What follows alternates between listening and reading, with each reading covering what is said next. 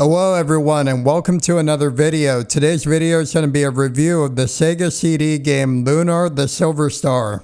Lunar the Silver Star is considered to be one of the best RPG games on the Sega CD, and when talking about great RPG games, people often bring up Lunar 1 and 2.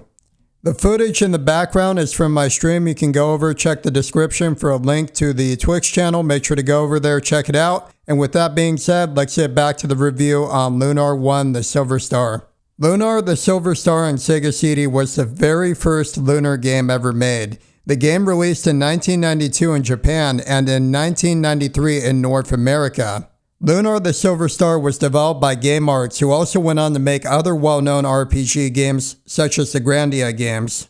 Lunar the Silver Star has you playing as the protagonist of the game, a boy named Alex.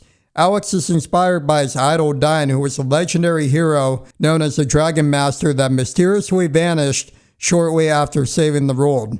Alex seeks to become a Dragon Master himself like his idol Dine. One day, Alex and his friends, Luna and Ramus, decide to go to the nearby White Dragon Cave on an adventure. There they meet Quark the White Dragon. He tells Alex to seek the other dragons if he wishes to become a Dragon Master like Dine.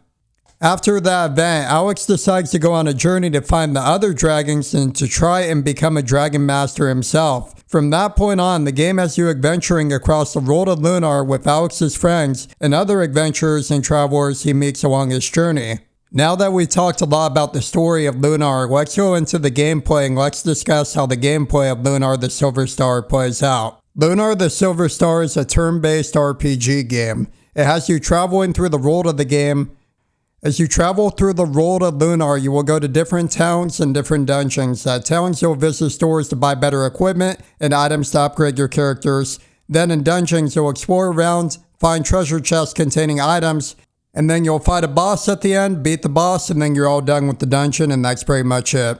Now, as I mentioned earlier, Lunar is a turn-based RPG game. As you explore the world map in different dungeons, you'll get into battles, and once the battle begins, you'll then get into a fight, and you'll have to fight and defeat the enemies. Battles in the game are turn-based. You choose a command for each of your characters, and after every character has been issued a command, your characters will carry out their commands, and the enemies will attack as well. You can do regular attacks, magic attacks, use items, or run from battles.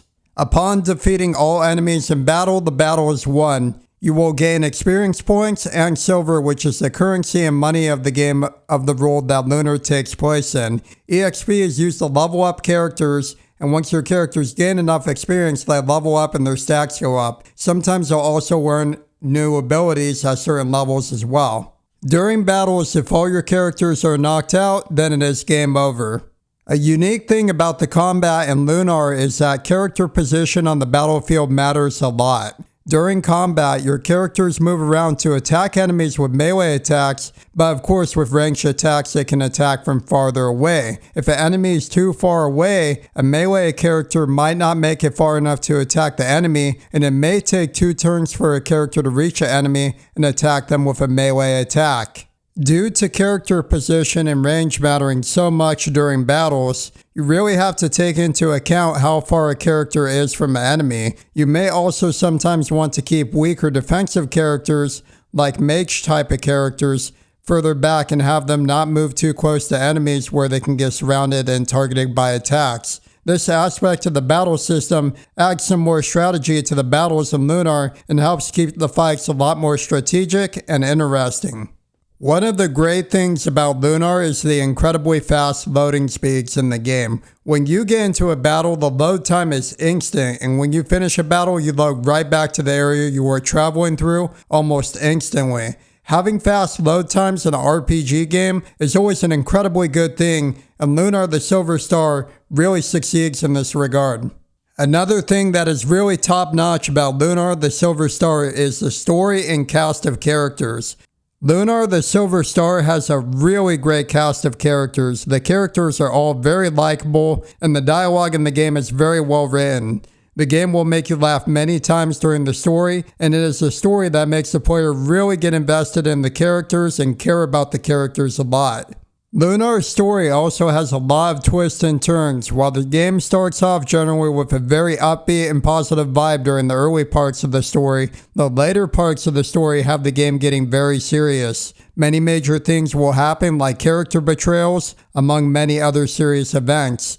Not only do major things like character betrayals happen, but also many other plot twists will happen in the game, like characters having secret identities and turning out to be completely different people than who you originally thought they were, among many other things in the story.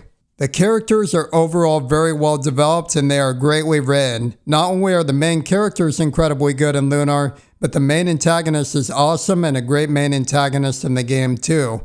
Now with the story covered, let's go talk about the Sega CD's technological capabilities and how Lunar took advantage of that at the time to have cutting-edge movie cutscenes and CD quality sound.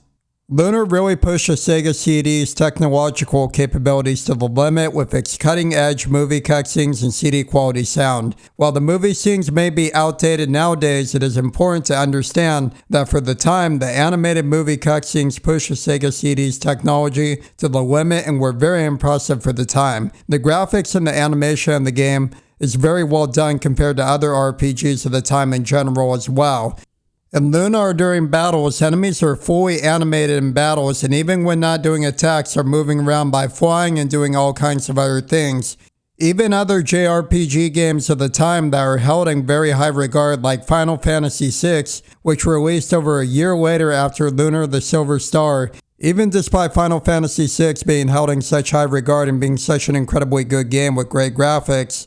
In Final Fantasy VI, for example, during battles, enemies don't move at all. They are a static sprite, and until they attack or do something like a command, they will basically not move at all and they just remain completely stationary and lifeless. The attention to animation in Lunar the Silver Star with how enemies move around during battle, even when they're not attacking or doing anything, makes Lunar the Silver Star's graphics very far ahead of its time.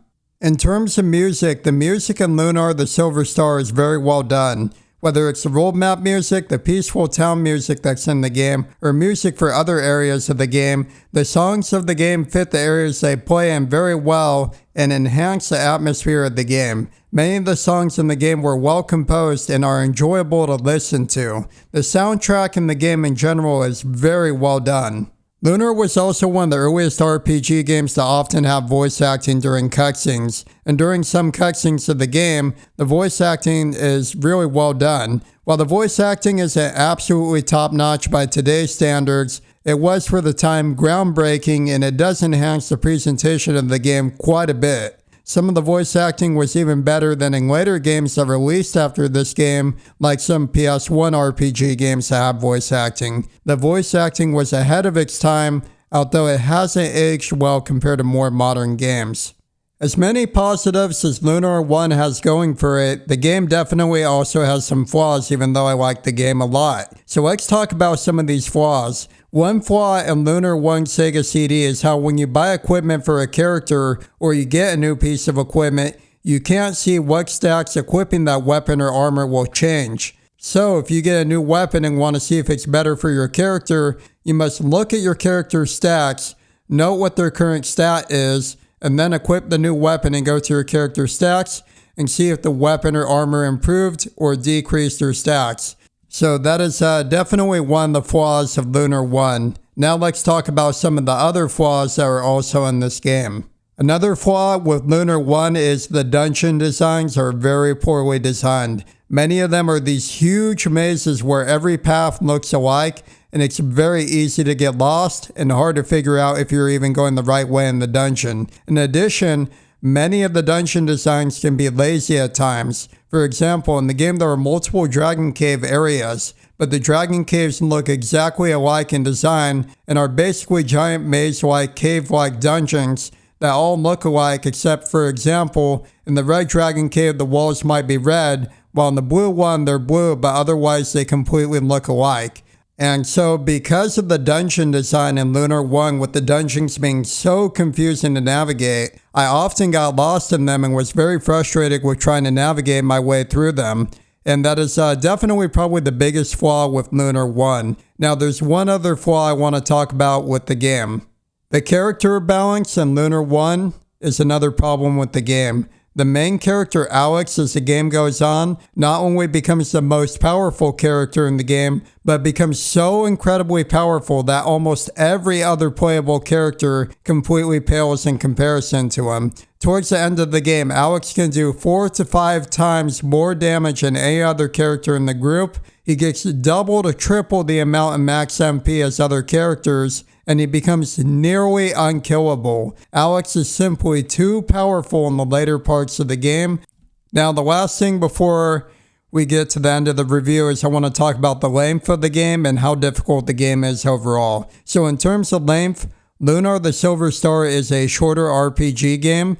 It will take you maybe about 15 to 25 hours max to complete. And it is also a game that is relatively easy. Like I said, the main character is very overpowered in the game, but not only that, a lot of the enemies don't put up much of a fight. The bosses generally aren't too difficult, and if you over level in the game, which is easy to do if you really put a lot of time into leveling, you can become insanely overpowered. So overall, Lunar is a game that won't take very long to complete, and it's not very difficult overall.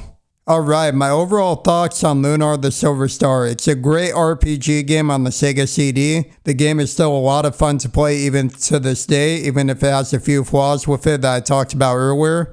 People who are fans of Lunar 2 but haven't gotten a chance to play Lunar 1 should definitely give Lunar 1 a try. This game is a classic RPG with great characters, a great soundtrack, fun battles, and is still a ton of fun to play through even to this day. Ultimately, I want to say thank you for watching my video review of Lunar the Silver Star. I really greatly appreciate it. Follow me on twitch.tv/Shockstorm, where I stream playthroughs of single player games, mostly RPGs, along with a few other types of games. Also, make sure to subscribe to the YouTube channel. Really greatly appreciate it. I'm going to be making more videos here on the YouTube channel. If you're a fan of RPG games, this is definitely the channel for you. But overall, I want to say thank you all so much for watching the video. I really greatly appreciate it. Everyone have a great day, and I'll catch you all in the next video.